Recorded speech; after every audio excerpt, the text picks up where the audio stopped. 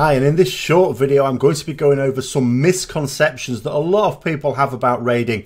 Comes up time and time again on the forums and it's just plain wrong. So what I've done to illustrate some of this is to pick out some comments that I've been scanning through looking at the forums, this time on MMO Champion, where I get my data from, because one thing I'm really dead set against is when people just say something as if it's true to try and build up an argument. So where I'm getting stuff from is WoW Progress and World of Warcraft logs, or the worldofwargraphs.com is actually what the site is called. I'll put links to both of those down below. These things use census data to try and work out how many people have done certain achievements. And the thing is, they're both independent of each other, but they agree very strongly when you use the numbers. And also when occasionally Blizzard release some stats data on people who've achieved certain things, it usually agrees pretty closely with what we've been seeing from these guys as well. So they're close enough to be reliable. And at the end of the day, if you're going to say something that's actually meaningful, then you need some reliable data to back it up. So the comment straight away, the first misconception is that raiding is dying in World of Warcraft Legion. Now, this is something that suits a lot of people. You can see how it is. Lots of people are stopping raiding in Legion, sure, as they have done in previous expansions. And you can imagine someone in a situation that is suffering from this themselves and they want to blame something. People typically do this. They pick on something that they don't like about the game.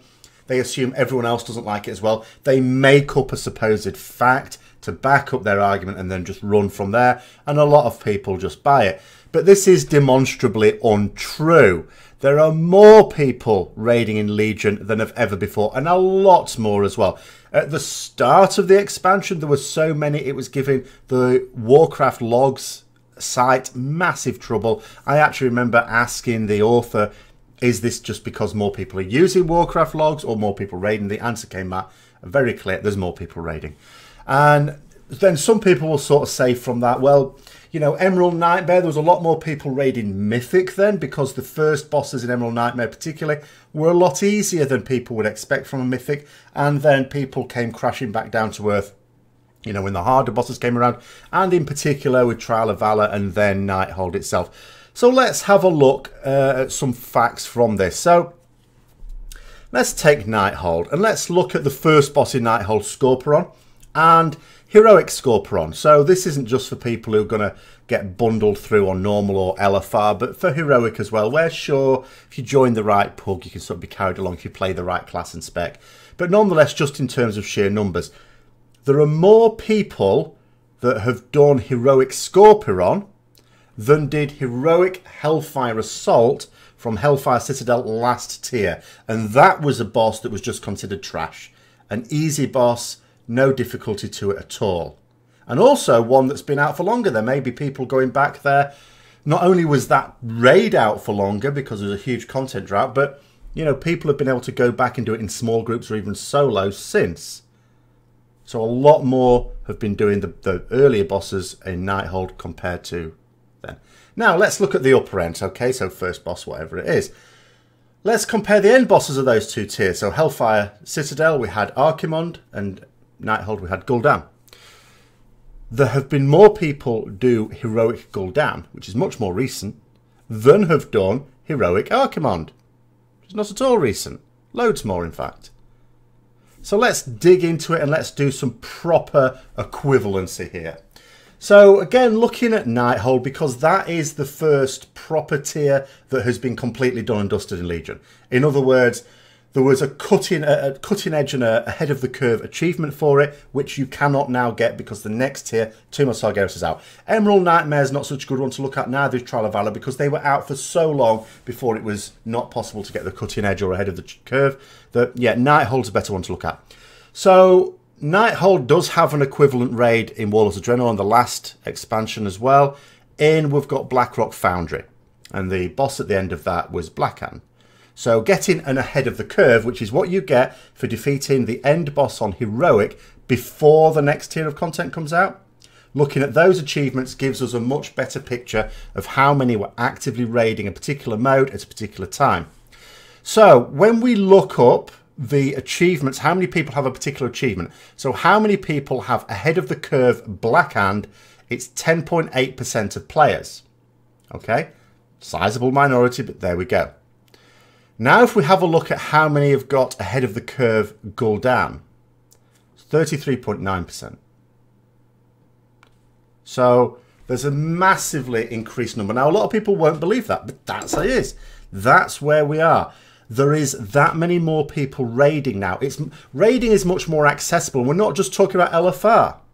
Obviously, LFR is going to be there to increase the numbers even more, so I'm going to come to that as well. But the fact of the matter is there are far more people doing the heroic raiding than did last expansion as well. And it's not just to do with numbers. We're not expecting at the moment that there are any greater numbers of players playing Legion than played Warlords of Draenor. We think it's about the same. We can't be certain. But again, when you look at the census data for achievements and you look at achievements that surely anyone would have if they're even playing the game, then you sort of look similar numbers there. But what you've just got is this much higher proportion of people who are doing the raiding and the organised raiding as well. So then we look at the next little comment here. So such and such going... so someone here disagreeing with the idea that, you know, the raiding is failing, saying participation in raids has always been low. This is a huge misconception. Potentially Blizzard themselves started this misconception. There was a famous quote during Vanilla or between Vanilla and Burning Crusade about, oh, only 1% of players killed a boss in Naxxramas, which was patently untrue. It wasn't a large number, but it was way over 1%. 1% of the player base, that'd be like maybe a guild or two on each realm was doing it. Nonsense. I was on a backwater of a guild, of a realm, sorry. I was in the top guild on that realm and we didn't even finish Naxxramas. That's how bad we were. But there were loads of guilds. There were a dozen guilds in Naxxramas killing bosses. You know, and you looked on some other realms where they had far more as well. It was a nonsense to say that. And even later on, they did say that they just made up that statistic. That is always the danger. When people make up statistics, people will believe it and it enters into the consciousness. So it was never 1%. It was not as large, of course, because back then, raiding was raiding. You had to raid one mode, and that was all there was to it. Nowadays, you can do it on whatever mode you like, and you can escalate. The idea is you move from normal to heroic to mythic.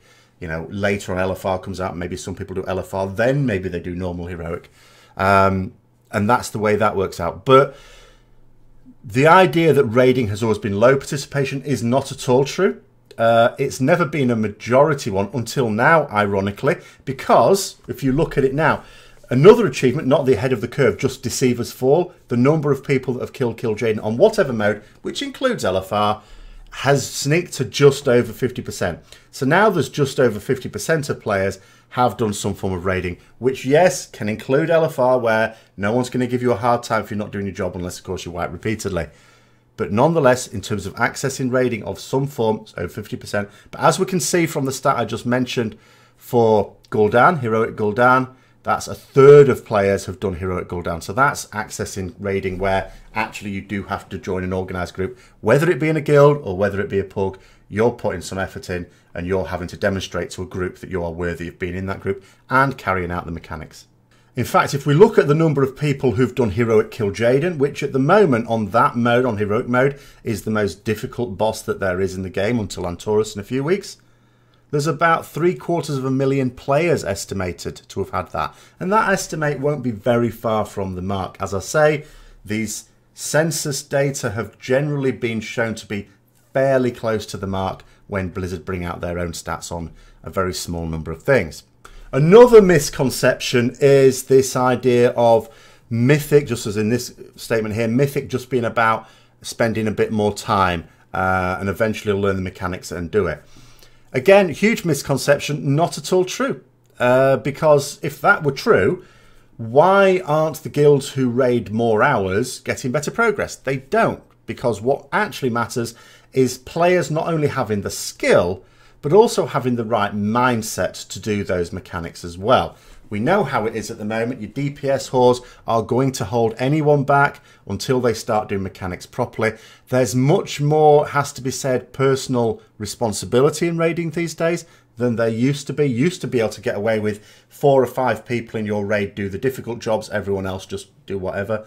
That's no longer the case. Now there are far more mechanics that can affect random people, and do you know what? Whoever gets them is going to have to deal with it. Not that those mechanics never used to exist, but they exist much more on more fights these days. And another one which is sort of tied to that a little bit is the idea that the difficulty with heroic guilds moving up to mythic is just about the numbers.